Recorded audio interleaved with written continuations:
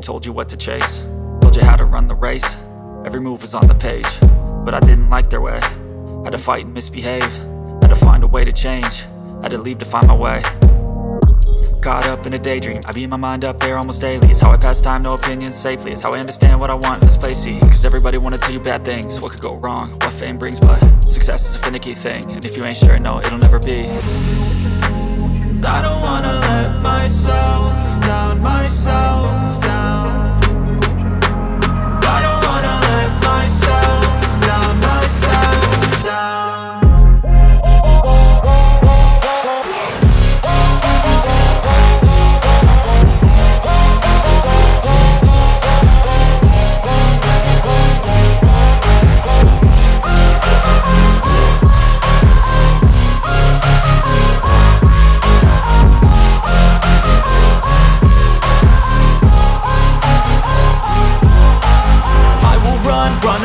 I don't have to plan it, I can go change my fate. You won't understand it, all alone, that's okay. People, I can't stand them, they don't want me to change. Keep me where I'm standing, and I don't wanna be where I am.